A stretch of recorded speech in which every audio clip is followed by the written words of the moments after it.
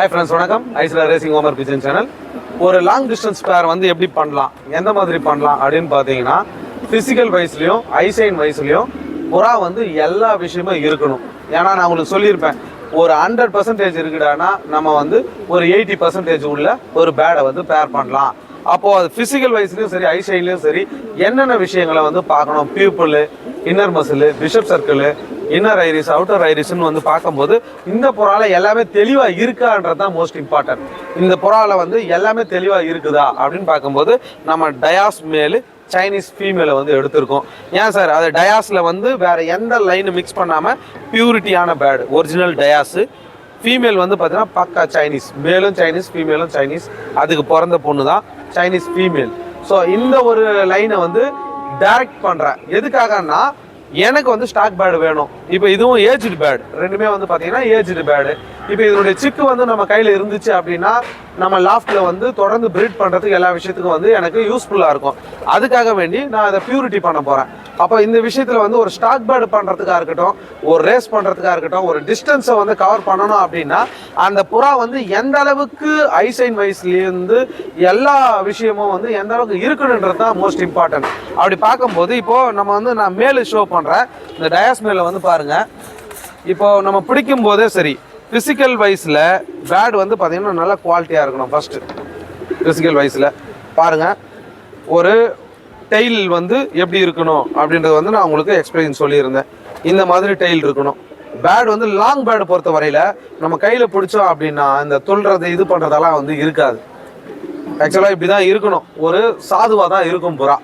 அதே மாதிரி வந்து பார்த்திங்கன்னா இது வந்து ரக்கசி வச்சுருக்கோம். ஏன்னா ஓல்டு பேடு வெளியே வந்து இது பண்ணுறதுனால மிஸ் ஆகிடுச்சுன்னா வீணாக போயிடும்.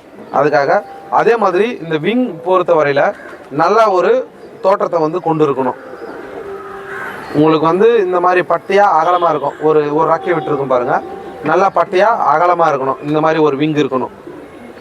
அதே மாதிரி செஸ்ட் வைஸாக பார்த்துக்கிட்டிங்க அப்படின்னா புறாவை செஸ்ட்டும் சரி பாருங்கள், நல்ல ஒரு ஆப்பிள் ஷேப்பில், உங்களுக்கே தெரியும் இந்த ஒரு ஆப்பிள் ஷேப் அமைப்பில் வந்து வரணும். இந்த கீழ் போன் வந்து பார்த்திங்கன்னா நம்மளுக்கு தட்டுப்படக்கூடாது. இப்படி கை வச்சிங்க அப்படின்னா தட்டுப்படக்கூடாது. ஃப்ளஷ் வந்து நல்லா இருக்கணும், சாதாக இருக்கணும். ஏன் சார் பெரிய புறா வீக்காக இருந்தாலும் குட்டி வந்து எப்படின்னா, பெரிய புறாவில் கீழ் போன் தட்டுப்பட்டால் குட்டிக்கும் கீழ் போன் தட்டுப்படும். பெரிய புறாவில் இந்த போன் வந்து தட்டுப்படலைன்னா அது குட்டிக்கும் அந்த போன் வந்து தட்டுப்படாது. அந்த ஒரு விஷயத்தை வந்து வாட்ச் பண்ணணும். அதுக்கு அடுத்தபடியாக ஹெட் ஷேப், இந்த ஹெட் ஷேப்பாக இருக்கட்டும், இந்த நோஸாக இருக்கட்டும் பாருங்கள், வி ஷேப்பில் நோஸு, இந்த ஹெட் ஷேப் வந்து இப்படி இருக்கணும். இந்த புருவமாக இருக்கட்டும், மூக்காக இருக்கட்டும் பாருங்கள், நல்ல வெள்ளை மூக்கு வெள்ளை புருவம் தெளிவாக இருக்கணும். அதே மாதிரி ஐசைன் பொறுத்த வரையில் இந்த புறானுடைய ஐசைன் வந்து பார்த்திங்கன்னா நல்ல கிளியாரிட்டியாக நான் சொன்ன மாதிரி ஃபுல் சர்க்கிளில் வரும்.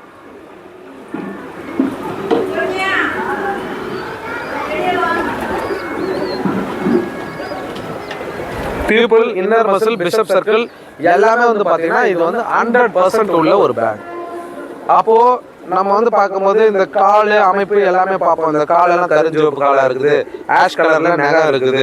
ஸோ இந்த விஷயத்தை வந்து வாட்ச் பண்ணுறோம். அதே மாதிரி இந்த பேட்னுடைய பியூரிட்டி, இந்த பேட் எல்லாமே வந்து அம்சமாக இருக்கா அப்படின்ற ஒரு விஷயத்தோட பார்க்கணும். இந்த டயாஸ் பேடுக்கு வந்து நான் என்ன பண்ண போகிறேன்னா அந்த ஐசைனுக்கு இந்த சைனீஸ் ஃபீமேலை வந்து மேட்ச் பண்ண போகிறேன். அப்போது இந்த ஃபீமேல் வந்து பார்த்தீங்க அப்படின்னா இது வந்து சைனீஸ் ஃபீமேலு. இப்போ நான் உங்களுக்கு காட்டின மாதிரியே தான் அந்த தோற்றங்கள், இதனுடைய வால் அமைப்பு பாருங்கள் எப்படி இருக்குன்னு சொல்லி, பேடு இது இந்த பேடு எப்படி இருக்குன்னு பாருங்கள், பார்க்கும்போது உங்களுக்கு தெரியும். அதே மாதிரி இதனுடைய விங்காக இருக்கட்டும், அந்த பேடை விட இந்த சைனீஸ் பேடு வந்து விங் சீவ் வந்து பார்த்தாலே தெரியும் உங்களுக்கு. அந்த ஒரு ஸ்ட்ரெயிட்டான ஒரு படிவத்தை வந்து கொண்டு இருக்கு பாருங்கள். அப்போ இந்த மாதிரி இருக்கும்போது இந்த பேடு வந்து பார்த்தீங்கன்னா ஸ்பீட் பண்ணுறதுக்கு வாய்ப்புகள். ஹெட் ஷேப் வந்து அதை விட இது வந்து கொஞ்சம் ஸ்ட்ரெயிட் ஃபேஸாக இருக்கும். இந்த மாதிரி இருக்கணும் பார்த்தீங்கன்னா. அதே மாதிரி ஐசைன் பாருங்கள், ஐசைன் வந்து நீங்கள் பார்க்கும்போது இந்த ஐசைன் வந்து பார்த்தீங்க அப்படின்னா இதுவும் வந்து ஒரு ஃபுல் சர்க்கிள் உள்ள ஐசைன். பேக்ரவுண்டு வந்து பார்த்தீங்கன்னா பிளாக்கு ஒயிட்டு நான் வந்து அந்த மாதிரி வந்து மெர்ஜ் பண்ணியிருப்பேன்.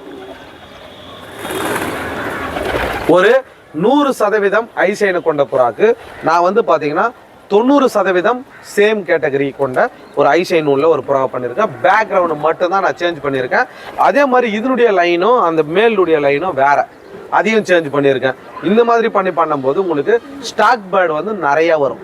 ரேஸ் பண்ணக்கூடிய புறாக்களும் வரும். பட் ஸ்டாக் பேட் நிறைய வரும். நம்மக்கிட்ட ஸ்டாக் பேட்ஸ் வந்து இருந்துச்சுன்னா நம்ம யார்கிட்டையும் போயிட்டு புறா எடுக்க வேண்டிய அவசியம் கிடையாது. அதை வச்சு நம்ம ப்ரீட் பண்ணி அவுட்லுக் கொடுத்து நம்ம ப்ரீட் பண்ணி நம்ம ரேஸ் பண்ணிக்கலாம். சக்ஸஸ் பண்ணுறதுக்கு நிறைய வாய்ப்புகள் இருக்குது. இந்த மாதிரி தொடர்ந்து நம்ம சேனலில் வந்து ஒரு பேரிங் வந்து நம்ம எப்படி பண்ணுறோம், அதனுடைய ஐ சயின்ஸு, அந்த பேர் வந்து பண்ணுறதுனால என்ன பெனிஃபிட்ஸ் உண்டு, இப்போ மற்றவங்களுக்கு வந்து கற்றுக்கக்கூடிய ஒரு ஆர்வம் உள்ள நபர்கள் வந்து இதை பார்த்தாங்கன்னா அவங்களும் இந்த மாதிரி பேர் பண்ணுறதுக்கு ஒரு வாய்ப்புகள் வந்து அதிகமாக இருக்கும். ஸோ அதுக்காக வேண்டி நம்ம இதை பண்ணிகிட்ருக்கோம். தொடர்ந்து நம்ம சேனலை வந்து ஃபாலோ பண்ணுங்கள். மறக்காமல் கமெண்ட் பண்ணுங்கள், லைக் பண்ணுங்கள், ஷேர் பண்ணுங்கள், சப்ஸ்கிரைப் பண்ணுங்கள். Thank you friends.